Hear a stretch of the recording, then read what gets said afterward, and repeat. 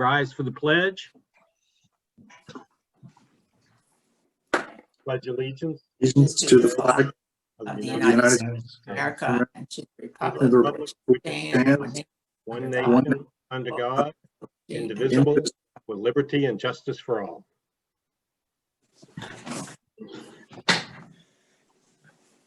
Thank you.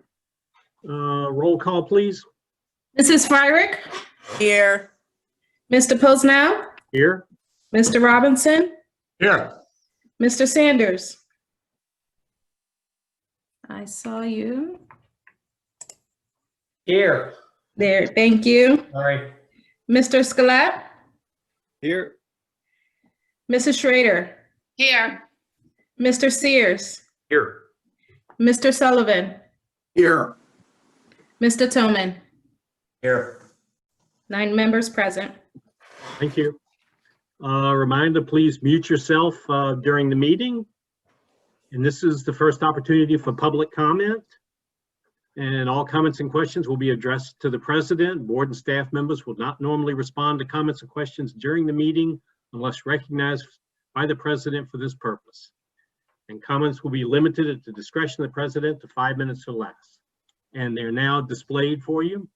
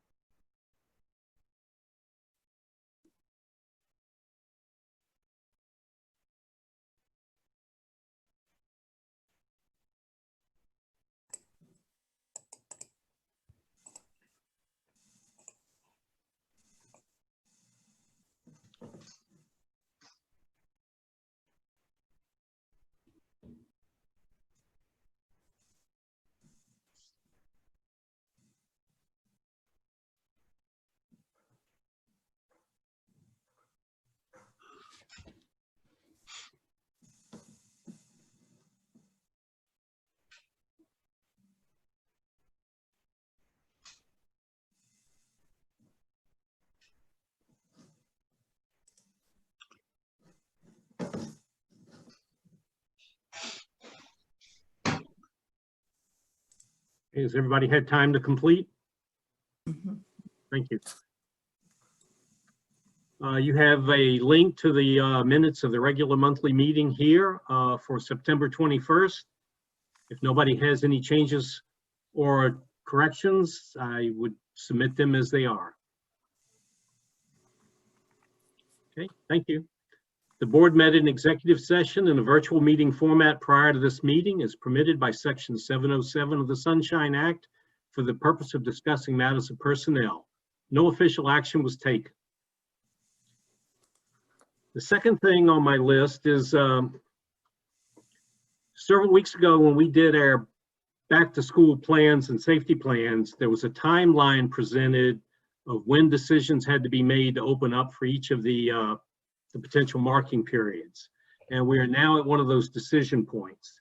So we will have to decide tonight if we remain in a hybrid mode, we return full-time with the understanding that we would have to revisit our health and safety plans, or move to an entirely online system based on the current climate. I think the administration has recommended a status quo of where we are. But at this point, I would take a motion in any direction. John, I'll make a motion just to get us started. I move that we continue as is, status quo, continuing with our hybrid plan. Second. Okay, so we have a motion and a second. Open the floor to comments or discussion.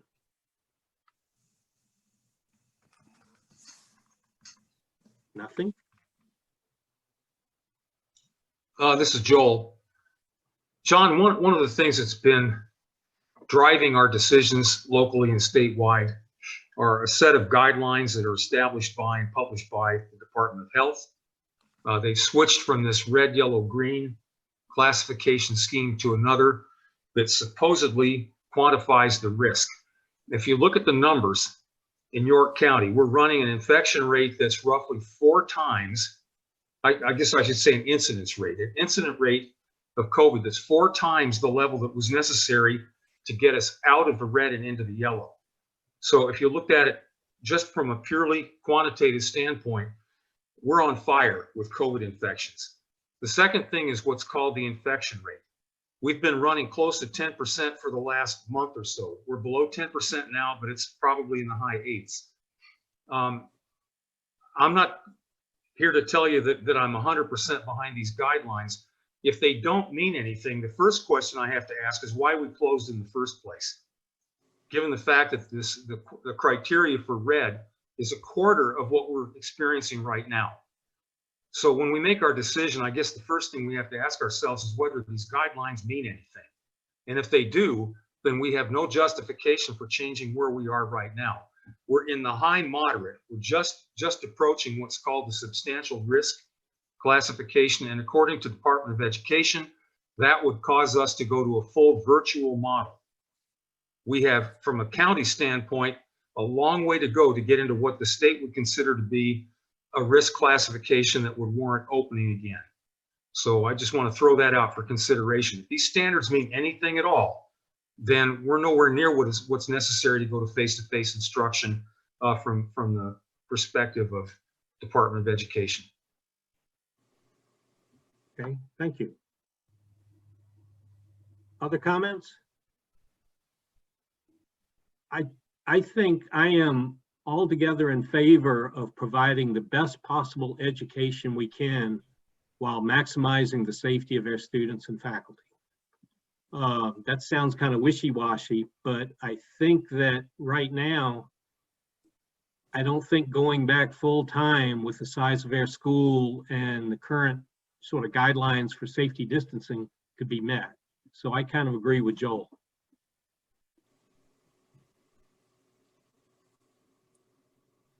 Other comments?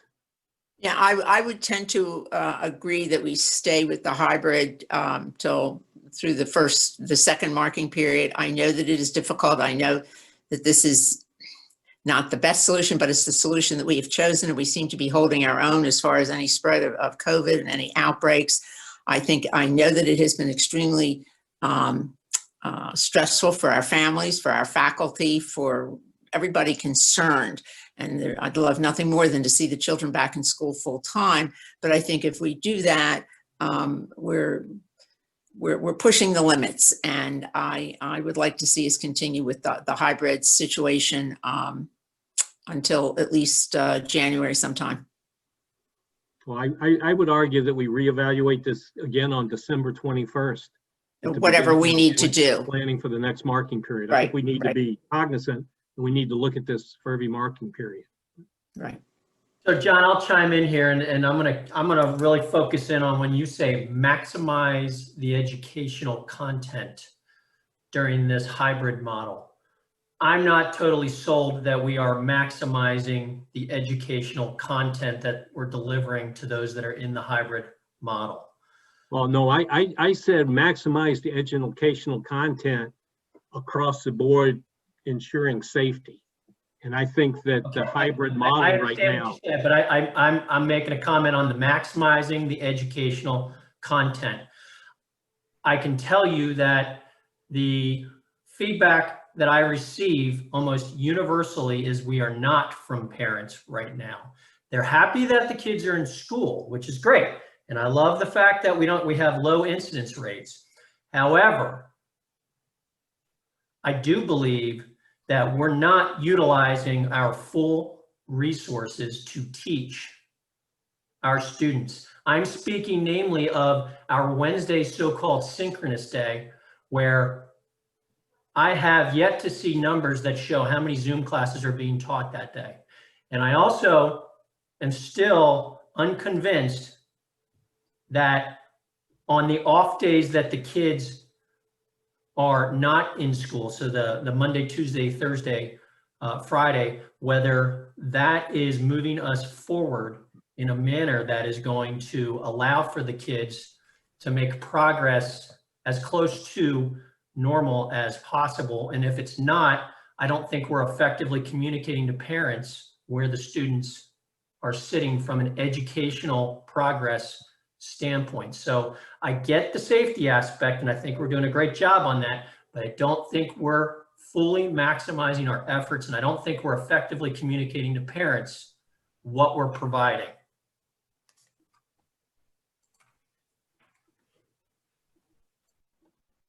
Is there a recommendation in there or just an observation?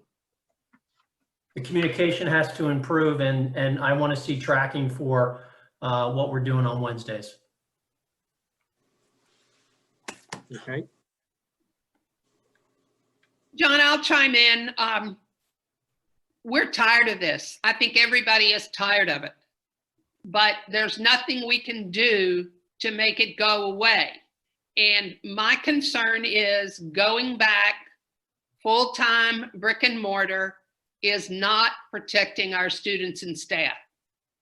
And under these circumstances, I think that's has to be our primary goal.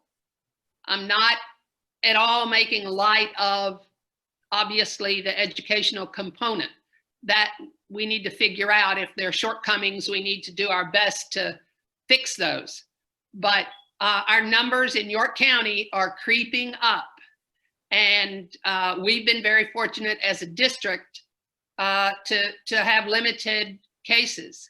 And I think we need to continue going forward.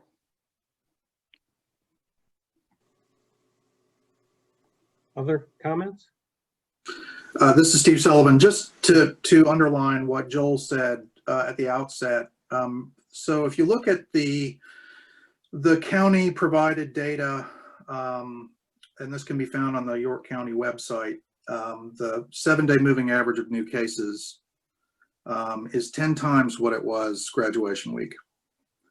So if we closed for a reason, I think that we can still rely on that reason.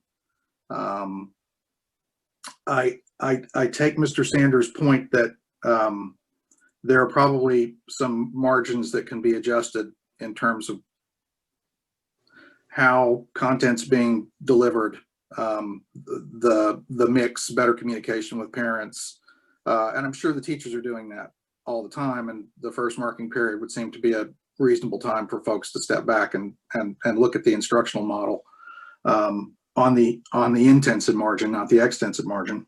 And I feel confident our teachers will be doing that. But it doesn't appear to be the right time to make this change. And I think that we ought to revisit it in December. And we're keep in mind, folks, we're also heading into peak cold and flu season.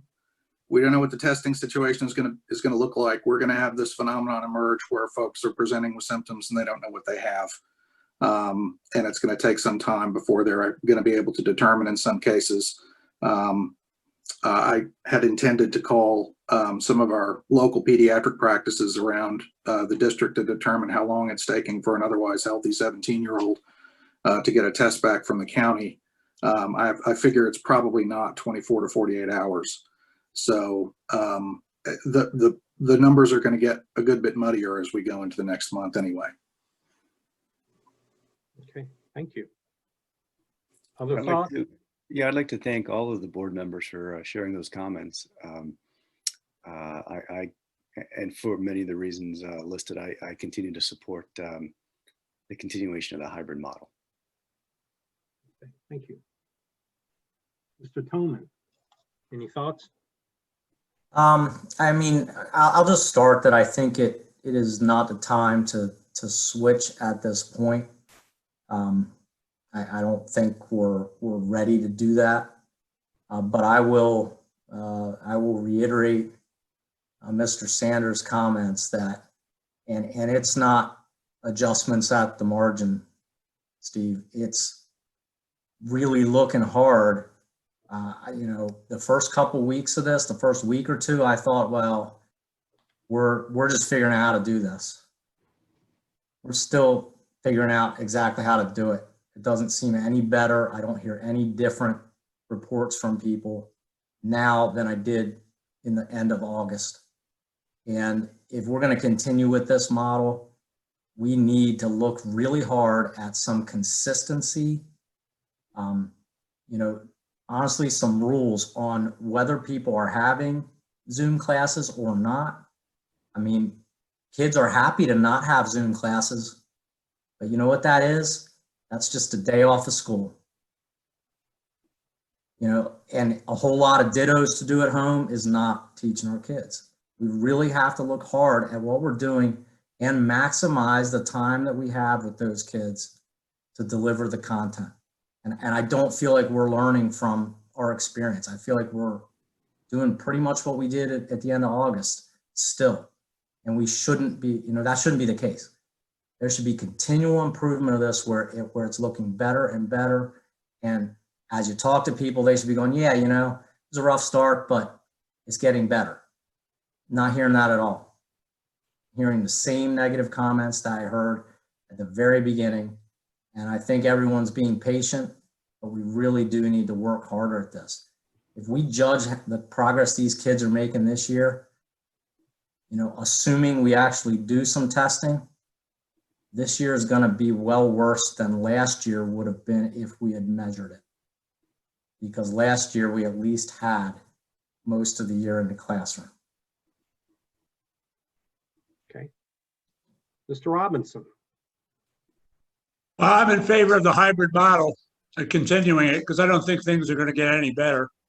I think they're going to get worse. That's just a hunch. The one thing I would say about the educational content, you know, we may have to face the fact that we're not going to do as well as we want to. We're in the midst of a pandemic.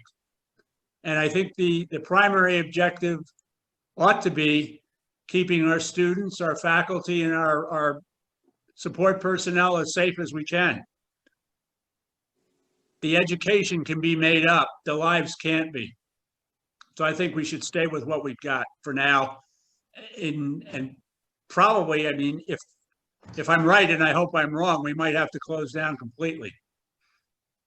I hope that doesn't happen. Thank you. Other comments? Mr. Julie, could we have a roll call vote on the motion, please? Yes.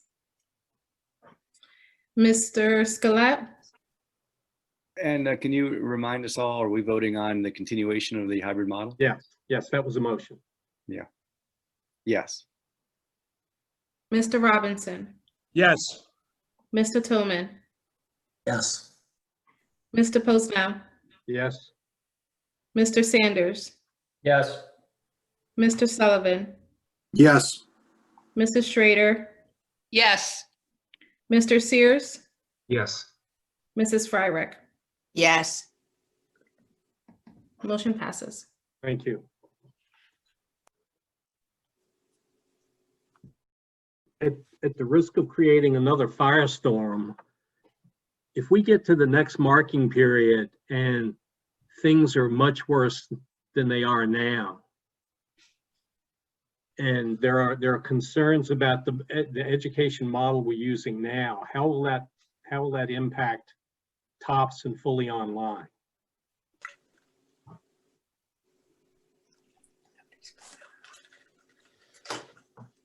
I'm not sure I understand the question. Right now, there is concern about the quality of the hybrid model in places. That will be there if we go fully online and be magnified, I think. Because what I heard was the kids see the non-class days as days off. So I worry a little about a fully online solution if we're concerned now with quality. It's just kind of an observation, I think. Yeah, the top won't change. The top would be a separate, distinct program. It'll remain that way.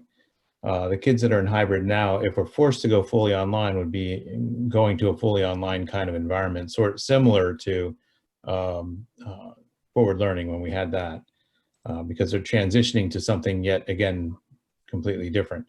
Now, the advantage this time around, as opposed to last time, is we have the top teachers to collaborate with for the online experiences that everybody else will have to then experience as well. So we'll have that as an advantage going forward if we're ever thrust into 100% online. Okay, thank you. And with that, that's a good lead in. Dr. Williams, you're up. Thank you, Mr. Posnow. The administration recommends the board approve the letter of engagement with Levin Legal Group to provide legal guidance and advice during the comprehensive review process of York Academy Regional Charter School to the 3 chartering districts, Central York, York City, and York Suburban. And this motion is we're asking you to approve the letter of engagement so that we can collectively wade through this process together. The legal bill is shared by the 3 districts, as opposed to each of us having our own attorneys go through the process. So moved. Second. Thank you. Questions or comments? Dr. Williams, do we have any idea how much time, i.e. what this might cost each individual district? I'm not sure we planned for this amidst all the other legal fees we've had this year. Yeah, it'll be rolled into whatever, our regular legal budget. It's unknown how many hours this will be, but we're paying 1/3 of an hour as opposed to paying the full freight of an hour for each hour that's billed. And they will get all this work and investigation done by next spring so that we're ready to, when it comes time to, either renew the charter or not. Yes, in fact, the charter school has actually asked for a 60-day extension on the process. So they've asked to delay it for 60 days because they feel like they need more time to get ready. So whether it can be wrapped up by spring or not is unknown, but that certainly would be the desire. There might be an estimate in bills from the prior charter renewal because you used Levin Legal Group last time. And I don't remember them being considered a protracted legal battle, but there is a standard process that Allie Peterson uses, which is excellent, and she uses it everywhere. So that might give you one guesstimate, although it's probably 4 years old. Thanks, Brooke. Other questions? I think this can be a unanimous roll call vote. Wait. I think I jumped in there before anybody could make a motion. No, we had a motion. We have a motion. We do? We had a motion and a second. Oh, I'm sorry. I didn't catch that. You didn't jump in. Yeah. This can be a unanimous roll call vote. This will be considered a unanimous roll call vote unless I hear votes to the contrary. Hearing none, motion passes. The next item is the athletics health and safety plan. You may recall that there's been a lot of back and forth about the number of participants that can attend athletic events, either inside or outside. It's been 25 inside, 250 outside, and that includes the athletes at one time, and then it was struck down as unconstitutional, and then a stay was made on that, and now we're back to 25, 250. And what we've done is we're putting before you today a revised athletics health and safety plan to try to prepare for anything that might come our way as far as governmental restrictions. And I'll let Mr. Marshall explain to you what the changes are. Thank you, Dr. Williams. First, just want to update everyone. Our fall season is off to a great start. And at the same time that it's off to a great start, it's actually odd to say that some of our sports are getting ready to end their fall season as a few get ready for postseason play. So it's been a pretty quick season and somewhat of a whirlwind, but it's been going very well. So as far as updates on the health and safety plan, as Dr. Williams said, we've been monitoring the plan and continuing to implement changes. The plan has largely stayed the same. There's been some changes to the language. For example, we had yellow and green phase language in there. That is no longer used. So some of those items have been removed. There are references to the Spectator Policy that we proposed that we'll discuss more in a little bit. And then we've also adopted language from the school health and safety plan in a couple of the different areas that we began to utilize once the school became in session. There's also some minor changes as far as we had no locker room use in the summer. Now there are occasions when locker room use is necessary due to being after school practices or games. in which the student athletes would have to use briefly. And then also one of the other major changes is just the transportation protocols, which are now confirmed, which we didn't necessarily have during the summertime, which are included in there. But mainly it's just some changes to some language that may be outdated that was used in the summertime, and then some of those small adoptions from the school health and safety plan. And then the main one would be the links to the Spectator policy. So unless there's any questions on some of the updates to the health and safety plan, I'll review the Spectator policy that we're proposing that goes into a little bit more detail. Sorry to interrupt. I did have a question about the health and safety plan. Sure. I'm just looking at the red line version of it that we were provided, the top of page 9. Is the right section of that row supposed to be empty now, or is that monitoring language supposed to have been picked up somewhere else? Or is the monitoring being taken up under the daily monitoring the students are supposed to be doing when they're coming to school anyway? Or what? Where's the monitoring going on? Correct. The monitoring has taken place once we started school. We adopted the school plan from that phase where the students are doing their daily screenings, and that is the same thing that's essentially used for athletics as well.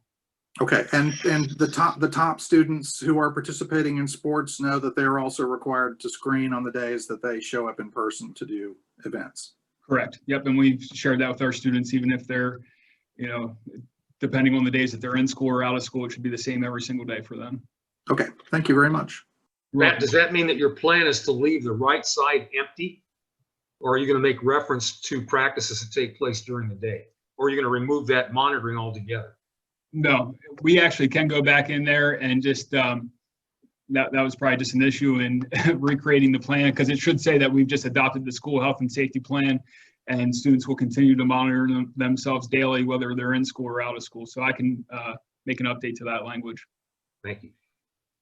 Matt, are we satisfied that the schools who are coming to compete with our athletes have basically these same standards for screening, et cetera, when they arrive at our school? Yes, that's been a lot of discussion that we've had at our league AD meetings. And pretty much it's consistent across the board as far as what schools are looking at, as far as allowing their students into school on a daily basis. And we actually have a screening verification form that we have schools present to us to ensure their students have gone through that upon arriving. So. Okay, good. Thank you. Yeah, you're welcome. I have a question. Could you give us just an estimate perhaps of how many of our students who are studying online or top are participating in athletics? You know what, that would be purely a speculation right now if I gave you a number, but that is something that I can look at and give you, I can reply and send to the board actual statistics on that.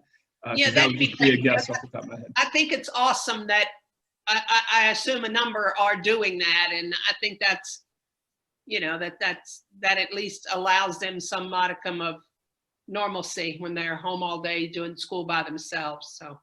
Yep, we do certainly have some, so I'll get you those numbers. Thanks.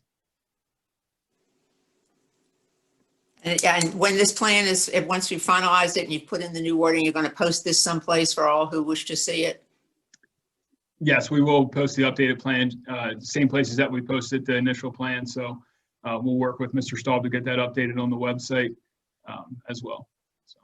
So, but sorry to jump in again. I just want to not have it pass unremarked that we are moving from a regime of screening during practices to self-report. Because we are effectively moving to a self-report regime. Okay. I just wanted that said out loud. Yeah. Thanks. Good catch, Steve.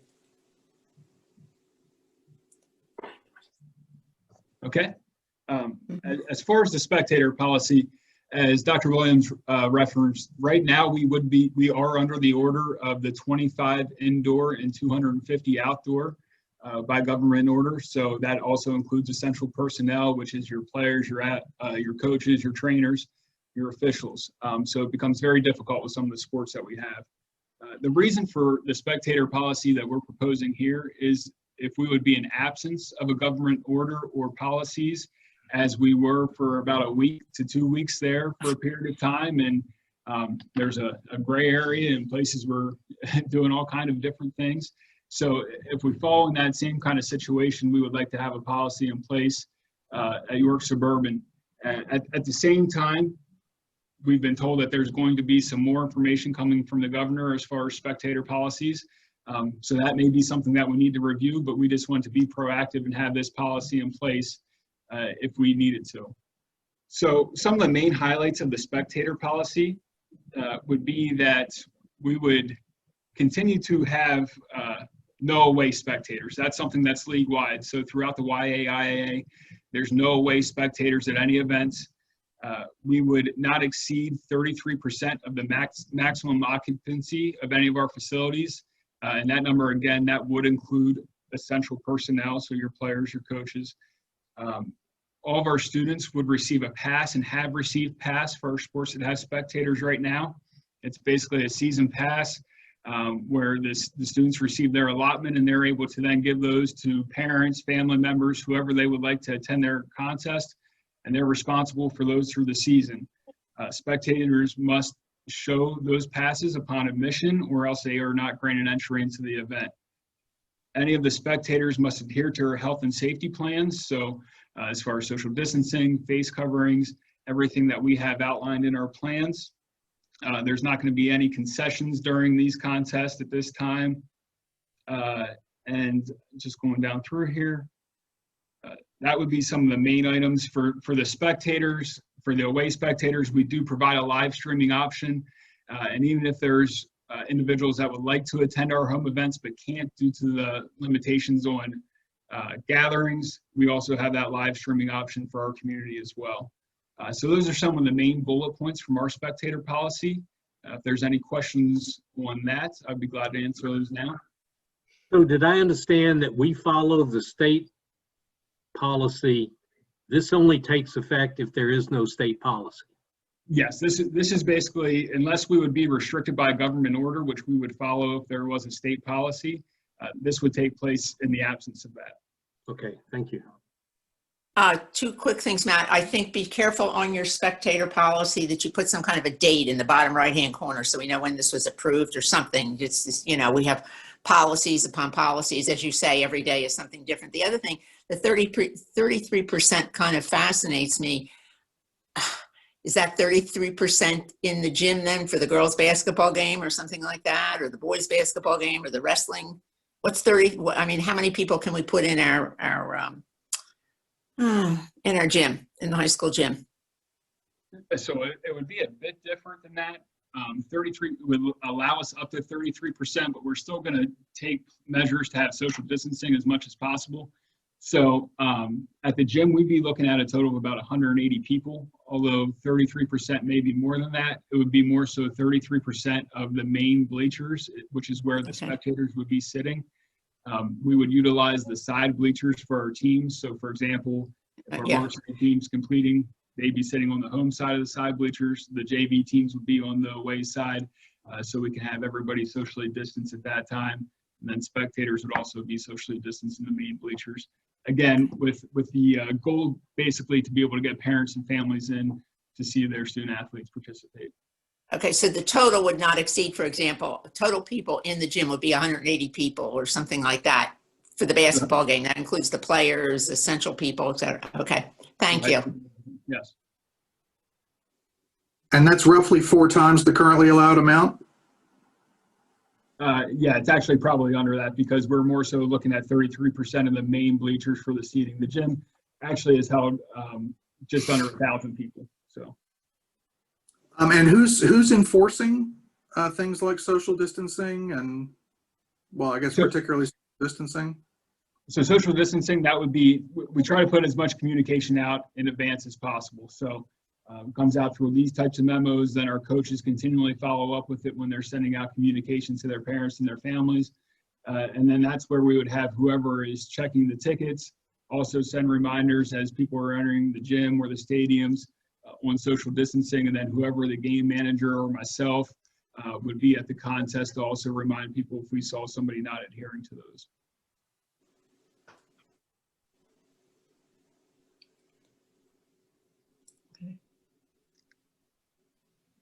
Any other questions? Mr. Marshall, I would just like to say thank you for your hard work. I don't think, a year ago you expected your job to be this engaging, perhaps might be the word, but you've had to cover a lot of bases and take care of a lot of things that normally would not have been under your purview. So we appreciate your hard work and thank you. And just as an aside, while I'm saying thank you, I've heard some really good things about people enjoying the live streaming. So however that has taken place, I know a number of parents and grandparents who have said, they're really glad that it's worked out as well. So hats off. Thanks very much. Great. Thank you very much. I appreciate that. Live streaming is certainly one of those areas that was not my forte. I appreciate Mr. Henry's help on some of those items as well. How are we doing on the buses then when we're taking teams hither and thither? How are we loading them up? I mean, you got the football team or? We've had to have an additional bus for some teams that have been close where we usually would have taken one bus. But we've been pretty good. The main protocols are requiring face coverings at all times while they're on the buses, windows down when possible, if the weather permits. And then also, like you mentioned, we try to limit it so we can have some social distancing on the bus. If we can get one to the seat, or which may not be possible at times. But we try to grant that as much as we possibly can while working with the transportation company and their availability of drivers and so forth. So. Are we taking a stab at starting the bowling this year, or are we going to put that off a year? We're going to have a... The bowling is more so, if you remember back to last year, we put that's in more of the club category and starting. Okay. So we would have the opportunity to. Some of those things we just have to look a bit further into, and some of the outside facilities and how we just curious if we were taking a stab at it this year. Yeah. Right. Thank you very much. Thank you. So I think we didn't do it. Do we have a motion for the revised spectator plan and health and safety plan? So move, Ellen. Second. Any other questions or thoughts?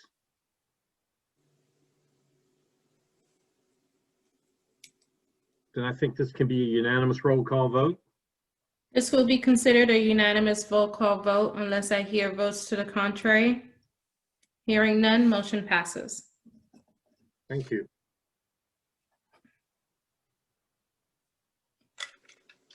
All right, the next item is the second read of proposed policy revisions. These policies did not come out of committee. They were first read last month and second read this month, and for action at the next board meeting. So this is our third time on these policies, and we're looking for adoption of these policies in 2 weeks at the next board meeting. Are there any questions about any of them?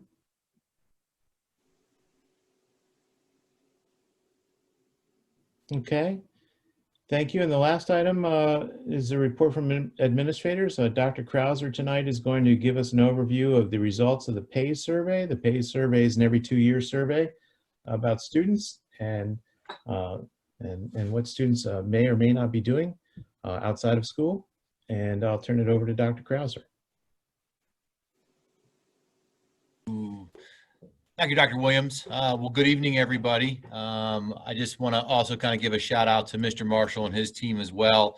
The athletics have been a joy to see, and even this evening to see the soccer going on and senior night for our girls field hockey team. It's a testament to, as the players involved, the coaches, the community, and the family, and certainly Mr. Marshall's team at the high school as well. So agreed. So my hope for sharing this evening is a first glimpse into the Pennsylvania Youth Survey, which is referred to as Paige. And this evening, we're going to take a look at our role in this opportunity to engage the students. So a quick review of PAYS. It is administered on odd number years in 6th, 8th, 10th, and 12th grade. We just administered the results from the 2019, so we have received those this spring, and we've been busy this summer. Mrs. Hassenfuss, Miss King, and myself working through the data and organizing some decisions as we moved into this school year. Certainly with the addition of COVID, we've tackled some other ideas and how this information and both some of the behaviors of students can be applied to it. Just a quick review. Again, it is anonymous, voluntary, it's confidential, and it covers a variety of topics regarding behaviors and experiences, but it really narrows down on what we see in these both risk factors and protective factors. So we're looking at students' feedback on alcohol, tobacco, their perceptions of bullying, antisocial, social, emotional behaviors, antisocial behaviors, and then we use that data, of course, to begin our planning to certainly keep the students at the forefront of this information moving forward. This year, what we did as a team was we took that data and we tried to align it through a variety of different doors, and we see that data lined up in multiple avenues, and that data is very valuable for us. Number one, it helps us determine the root cause problems that we may see in students' behaviors, beliefs, and perceptions about school. Number two, what makes it special for York Suburban is these students are reporting their own experiences. It's personalized to us against the national level as well as a state. It's exploratory of many of the areas that we see developmentally from 6th graders through 12th graders, and then it can allow us to open these doors and ask deeper questions. And then it certainly does what our hope for this evening is to assist in the prevention planning and priority setting. As I mentioned to start, we're taking a first glimpse to data, not necessarily a deep dive of the data in a traditional way where we're going to go over spreadsheets, but rather we're going to engage students in that process.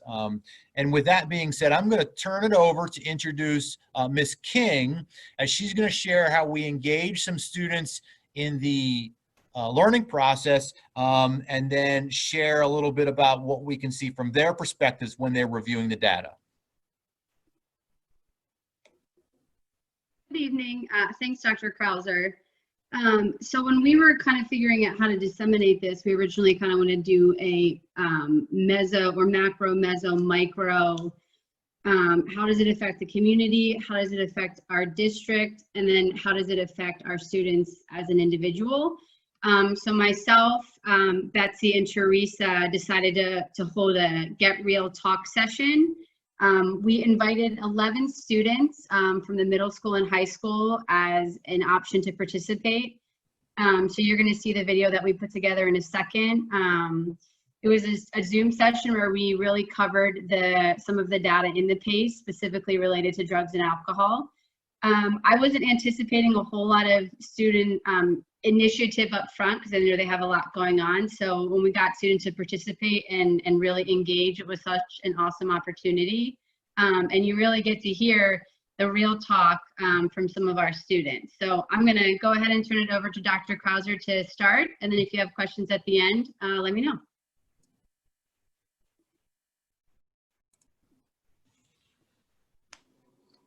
Just some people might not think that there are problems here. Like in some of the bathrooms, you'll like walk in and you know that someone was definitely vaping in there before you came in because it smells. I've definitely heard that it's relatively easy to get it. It's usually through 1 or 2 connections. It's surprisingly easier than you think.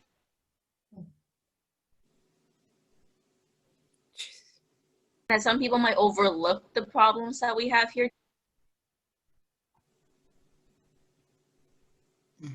People go towards drugs and alcohol to feel some sort of pleasure. They might be missing out. They might feel upset. Something might have happened.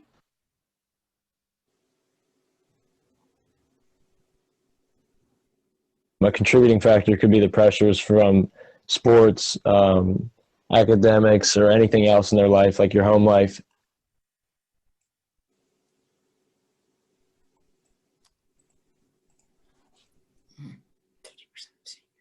The school on the hill with new money that has in our front lobby and our back lobby, telling everyone what a great curriculum we have and how high standard we are, that does have an effect on some students, very much like compounding the pressure that they would otherwise still have on their own drive for success. It will put pressure on students to feel like they have to do really, really well because that's what our school is supposed to do, and feeling like they have to always be on top of it, and there aren't any problems because we're the best school, so how could there be problems?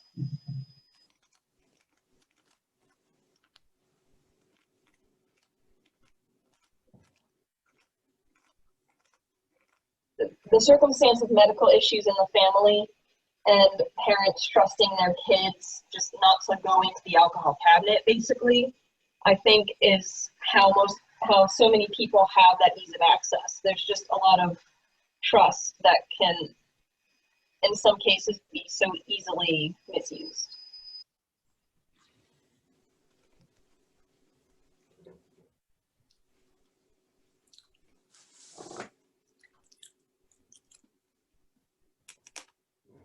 I think a way that we could help that is to introduce like safe and smart coping habits instead of falling down to these drugs or alcohol.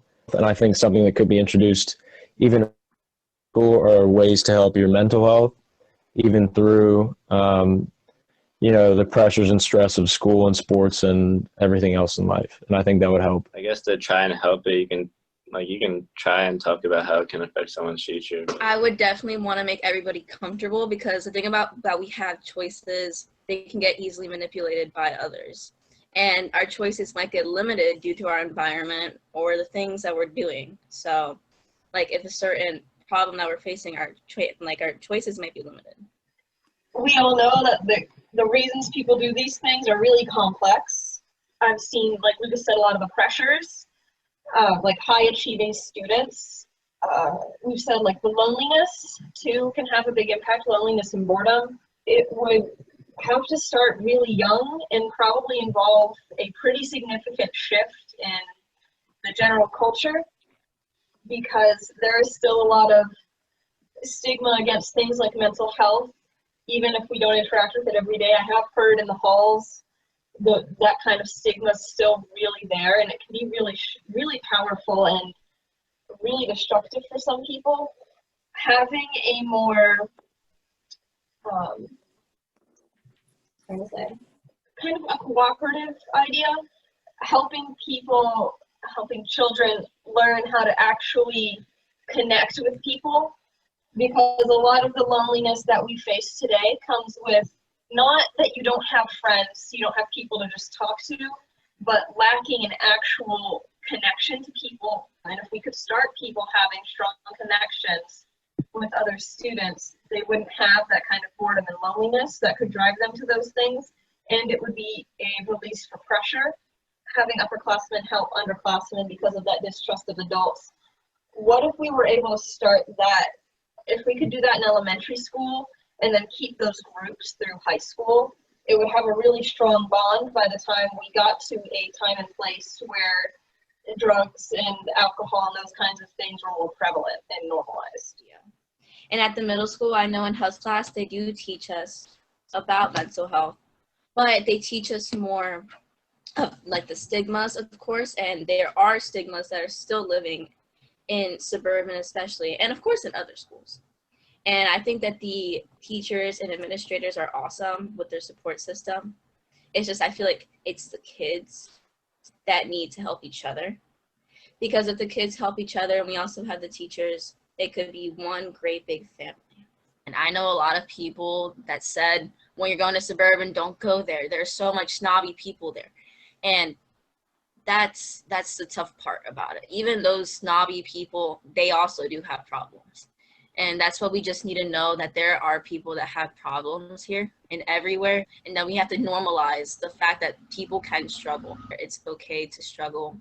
And it's okay to sometimes stand alone because you're lonely and you don't have anybody else.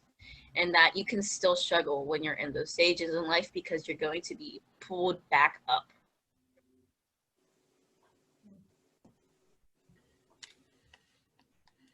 So as you can see, we got an honest conversation from the students around that data. And as we mentioned, our hope with this presentation was to engage with a conversation in 3 or 4 stages about the data that we're getting from the Pennsylvania Youth Survey, exposed to students and let them be part of the solutions as we start to unpack this. And I'll let Ms. King kind of get back, and she and her team have been great, both with Ms. Bedell and Mrs. Jackson, and how they've been navigating these relationships with these students and having these honest conversations. And you saw the data presented to them, and then they vetted through that. So Ms. King, anything else to add? No, I just, I know they're super interested in continuing to talk about issues and, you know, make the board aware and really want to have their voices heard on a lot of really important topics. And it was just an awesome experience to get their real honest feedback. It was really cool. So any questions, I'll leave it there.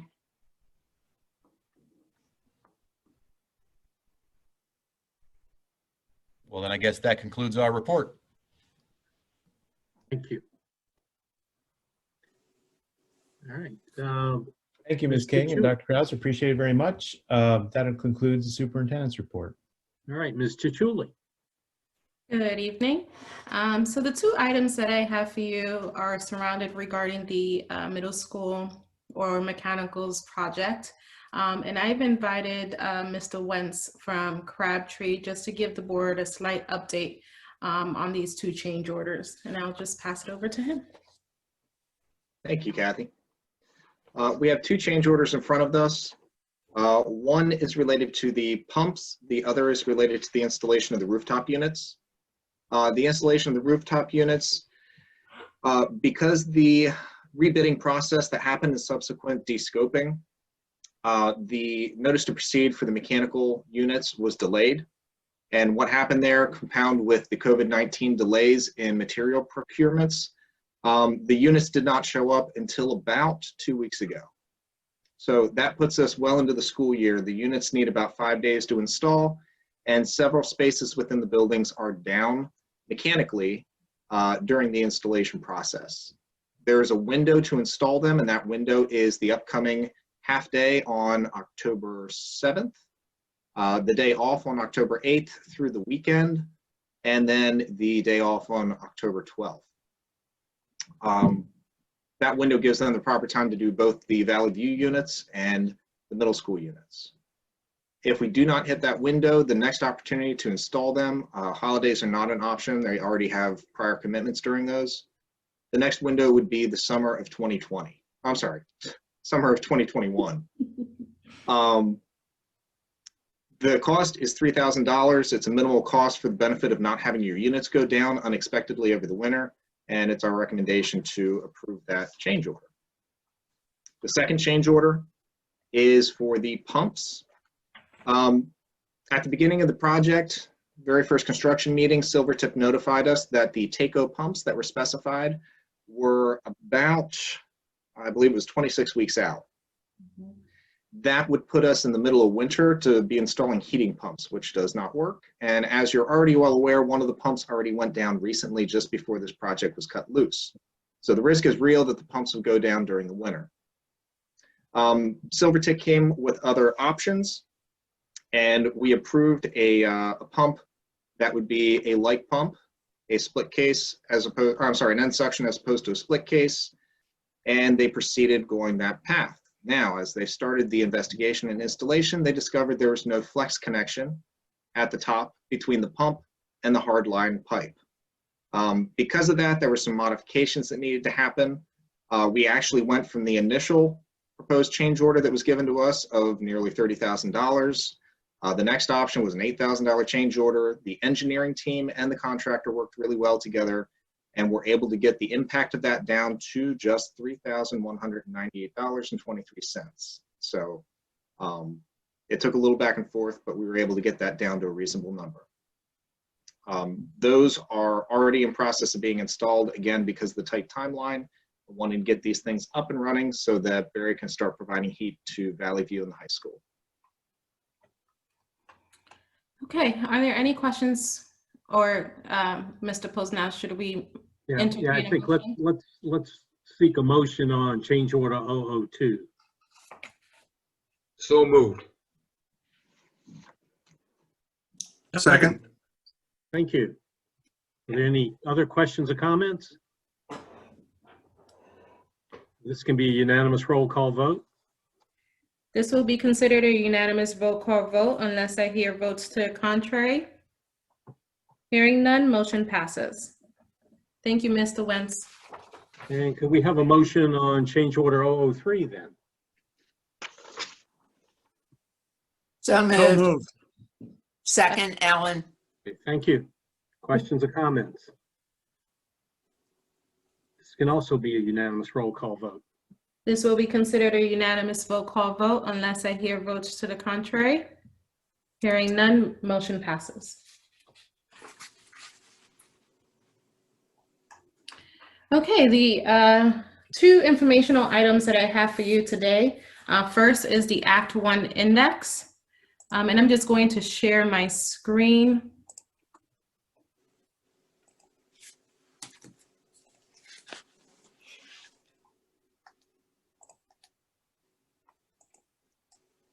Okay, so the Act 1 Index was announced on September 26th. I believe that was the date.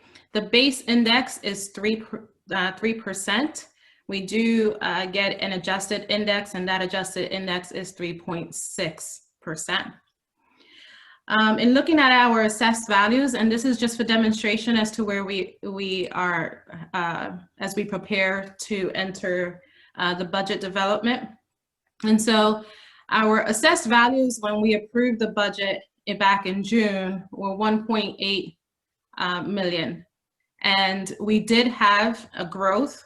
Our latest assessed values that were issued to us in September showed a growth of 18.8 million.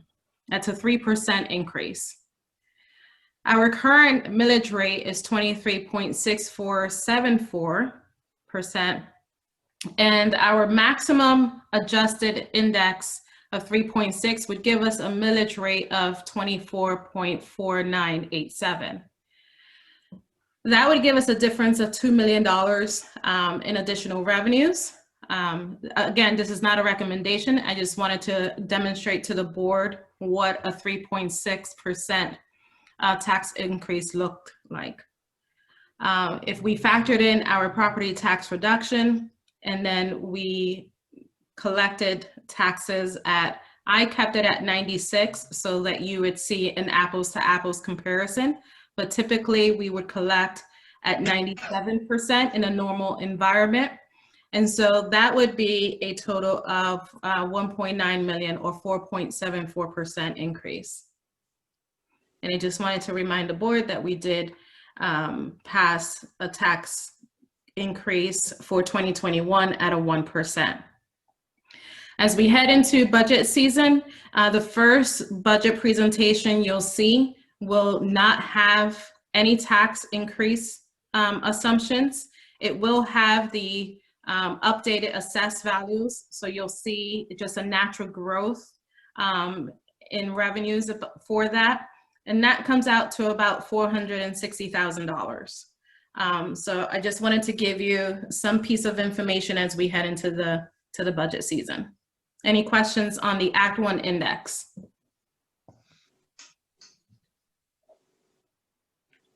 Okay, hearing none. I also wanted to provide the board with a year-to-date update. We are in the process of closing our books and completing our local audit. That is going well so far. If you recall, we had projected, we had closed the budget, the 1920 budget early with the intention of creating a surplus. I had initially projected about a $1.5 million surplus, and we are treading that way. So we have a couple final journal entries that we'll have to do, but I'm pretty confident that we'll have a positive around 1.5, between 1.5 and 1.7 million dollar surplus, and that will cover the projected deficit that we have for 2021. So in terms of where we are as of August 31st, you can see from our real estate, and just increase this a bit more. You can see from our local revenues, we're doing pretty well. Compared to last year at this time, we were at 23.59%. We're currently at 29.4%. This is mostly done in our real estate tax collection. It appears that we've not had an impact so far. We've gone through the discount period. We are now in the face period. And we've collected about $4.8 million over the current year. Now, some of that has to do with some of the changes we've done internally. In the previous years, tax collectors would come to the administration building and drop off their collections in the form of a check. We now do an ACH withdrawal from their account into ours. So we're collecting real estate money faster. We try to do it between a week or on a weekly or bi-weekly basis so that we can realize the interest earnings from our real estate. So that's a change that we've done. But it also does appear that our real estate tax collections have been on target for how we've performed in prior years. It's typical to see our state revenues this low just because we haven't started receiving any of our subsidies, as well as in the federal revenues as well. Moving down to our expenditures are up about 1.31%, which isn't concerning to me at all. We did have some extra expenditures just because we were preparing for COVID and the reopening. So you'll see that we have some increases in areas such as supplies. And then there's one other area where it says other objects. You'll see that last year at this time, we had an expense of $227,000, whereas now we're at an expense of $434,000. That is due to our 2019 A bond issuance, and that payment was due in September and the end of August. So that's why you realize a $200,000 difference there. But other than that, I think we're doing well. We're performing well, and there aren't really any concerns. I will link this report and the Act 1 index to the board agenda. On the second page, instead of seeing the expenditures on an object, you'll see it on function. And so you'll see it by programs. If you have any questions outside of the meeting, you can certainly give me, shoot me an email and I'll try my best to answer any questions. So I'll open the floor to entertain any conversations you may have. Yeah, hey, Kathy, thanks for the overview. What was the contract? I'm sorry, I missed it. Contracted services, what was the increase in that year over year? Contracted services? Yeah, you have 316,000 versus 83,000. Yeah. I did check on that today. That is a payment that we had done to the Lincoln IU. So typically what happens is that they do our IDEA services. So if you recall, last month we passed the IDEA contracts. So they've invoiced us for that. We just haven't seen the corresponding revenue for it. But that's a normal expenditure. We receive those services from the IU. Okay, thank you. Mm-hmm. Any other questions? Not so much a question, Kathy, but thanks again for the insight. I, for one, really appreciate the format and the detail that you give us in these meetings. Thank you. My pleasure. That concludes my report. Okay, thank you. Ms. Bowen. Thank you, Mr. Pose. Now, I'm going to speak for Ms. Bowen this evening. She actually is one of those fine, outstanding young ladies on the field hockey field this evening. They readjusted that game and moved it up, so she regrettably won't be able to make it. So she did ask me to share, so I'll share as best I can with as much excitement as I know she does. So good evening. First, I would like to apologize for not being able to attend today's meeting as I have a field hockey game. Otherwise, I would like to say that things are running very smoothly at the high school. More clubs are beginning to meet and organize events for students to participate in. For example, Minithon is holding a drive-in movie this Saturday, October 10th, where they'll be showing Halloween Town in a student parking lot at the high school. Tickets must be purchased so we can stick to social distancing and abiding by the CDC and school guidelines. Envirothon is starting up on Thursday, October 8th, and plans to meet virtually. Additionally, students are getting creative and expressing their interest in some new clubs, such as cycling, the Cycling Club, and the Science Honor Society. Aside from this, the class of 2023 received new Chromebooks, which they say they have now. PSAT registration for juniors is up and running, as well as the PSAT test is scheduled for Wednesday, October 14th. Lastly, sports have been going very well and still are streaming on the YAIAA website. This concludes my report. Thank you very much. Well done. Well done, Dr. Krauser. Thank you, Ms. Bowen. Jeez. All right. We have the link to the committee meeting schedule here, and then Personnel Committee report, Mr. Robinson.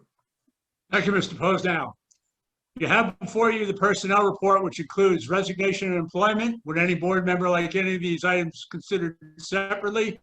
Or are there any questions on any of these items?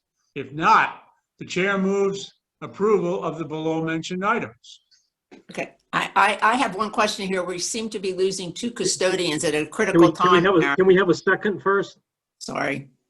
I'll second it. Go ahead. I'll second. Okay, now ask your Now I can ask my question. We have 2 high school custodians who are resigning. Given the amount of work that our custodial staff is facing in each of our buildings, are we in a position to make this up or using, overtime, or how are we doing this? I don't generally get that specific, but this is 2 people in a big building. As always, we do allow overtime when we're short-staffed. We try to recruit as many substitutes as possible. We do have trouble recruiting substitutes, especially in an environment like this. But yes, there is overtime that is budgeted and approved. Okay, thank you. Just a question on the boys soccer coach. Wasn't this supposed to be their first year? Yeah. It's my understanding, this is Sandy, from his resignation letter, he actually accepted a position coaching for Penn State, which is why he's resigning from us. But I will let Matt jump in on the middle school soccer program. So they actually would have had what they call an intramural season last year. So it takes a year to get into our league just based on how the policies work there. And it lasted all of about 10 days last spring. So yes, as Mrs. Feely just said, Soji took a job with Penn State York, and due to the changes due to COVID with their schedule, they're now going to have their season in the spring, and he's not going to be able to do both. So that's why he would have to resign for us. Okay, thanks. Yep. Other questions? I think this can be a unanimous roll call vote. This will be considered a unanimous roll call vote unless I hear votes to the contrary. Hearing none, motion passes. Thank you. Mr. Tillman.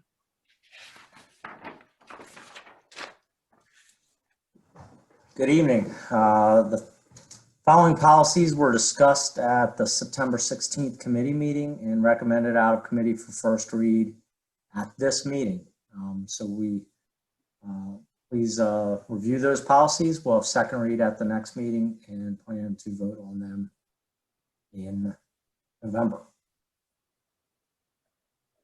Are there any questions to date? Okay. Thank you. Thanks. Legislative update, Mr. Robinson. Thank you, Mr. Posnell. As you see, the PA School Boards Association officer elections are tonight. And the legislative liaison is recommending the slate of officers with Sabrina Backer as the candidate for vice president. All the other offices are uncontested. You want to, is that a motion? I'll second it for you. That's great, Ellen. Yeah, well, Yeah, So there are any exactly. questions or comments?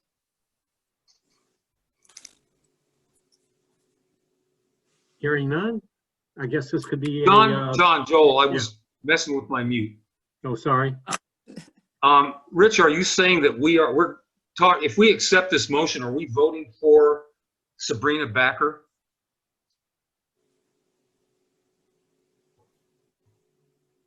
Yes. And can you give me some of the rationale as to why we would vote for her rather than Dan O'Keefe? Well, the backgrounds of both candidates, Joel, are basically similar. I'm basing it more on the fact that one of our colleagues knows Ms. Backer personally and has worked with her in the past and is recommending her. I mean, as far as evaluating the candidates on the background information provided, it's actually 6 of one, half a dozen of the other, in my view. Well, I may have misread and misviewed, but I would like to say it might be 11 of one and 1 of the other, if we're using an egg analogy. I think Mr. O'Keefe's qualifications are pretty substantial. With 7 years as an officer in PSBA and 20 years on the school board and leadership positions all along the way. I think Ms. Backer's very enthusiastic, but I think we need somebody who's really more of a mechanical leader. That's what PSBA is about. It's not a cheerleading organization. It's one that really has a little bit more serious role than that. And I came away from those qualification videos and statements strongly in favor of Mr. O'Keefe. So that's my input on that. Okay.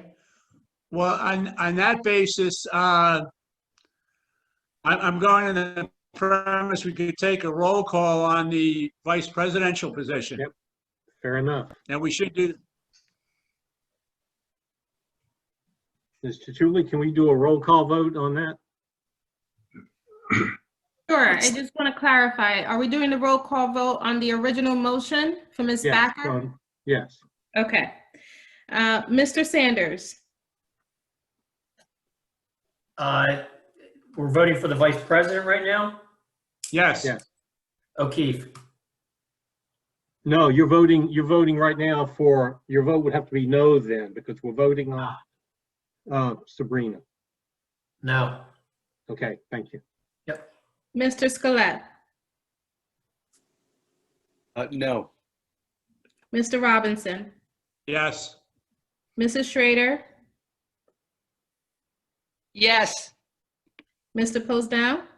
No. Mr. Tillman? Yes. Mr. Sears? No. Mr. Sullivan? No. Mrs. Fryrick? yes. Motion fails. So do I have a motion for Mr. O'Keefe? So moved. Second? Thank you. Any other discussion? Let's do the same thing. Roll call vote. Mrs. Now we're Fryrick? voting, wait a minute, we're voting for the whole slate then, right? Yeah. With Mr. O'Keefe. Yes. Mr. Posnell? Yes. Mr. Sullivan? Yes. Mrs. Scalette? Yes. Mr. Robinson? Yes. Mrs. Schrader? Yes. Mr. Sanders? Yes. Mr. Tillman? Yes. Mr. Sears? Yes. Motion passes. Thank you. Any other words of wisdom for us, Mr. Robinson? I like the way you put that, Mr. Posnell. Of course. Advocacy Day is on October 8th. And As far as I know, there's only one board member signed up who's going to be showing the flag for York Suburban. In addition, you're probably interested to know that House Bill 2696, the Educational Savings Account Voucher Bill vote, has been postponed, Yes. much to the joy of the forces of sanity and reason. That concludes my report.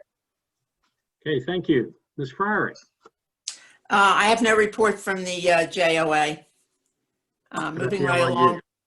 Yeah, from the LIU. I have the York Adams Academy report. You have before you the board briefs of our September 29th meeting. Gives you a little clue about the topics that we have discussed. I'm pleased to say that York Suburban has continued to fill the 15 of their 15 seats since the beginning of the year, which is good. And as I may have mentioned, we are heading to bring everybody back to in-person classes beginning next week on the 13th.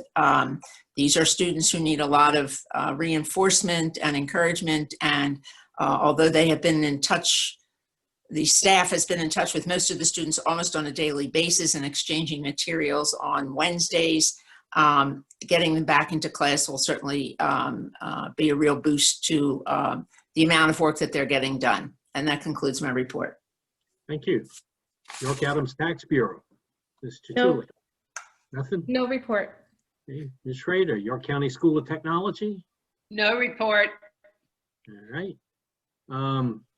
I would like to thank everybody that has sat through the evening with us. The board meeting schedule is linked. And if we could see any public comment that's been posted since earlier. And if John, may I make a quick announcement? Sure. Yeah, I'd like to reiterate that there's a academic standards and curriculum meeting coming up this Wednesday, which was an additional meeting scheduled to continue the agenda from the last meeting. Thank you. We do have one additional public comment that just missed the initial cutoff, and here it is. Okay, thanks.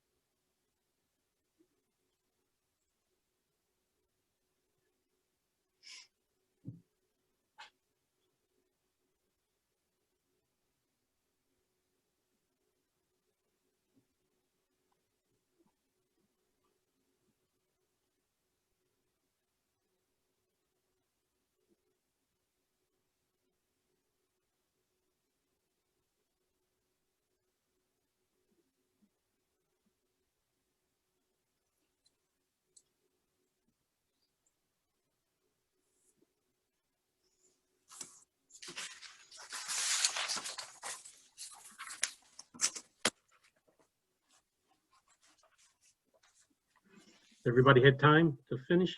Yep. Yes. All right. So if there are, there's no other announcements, I think we can be adjourned. Thank you, everybody.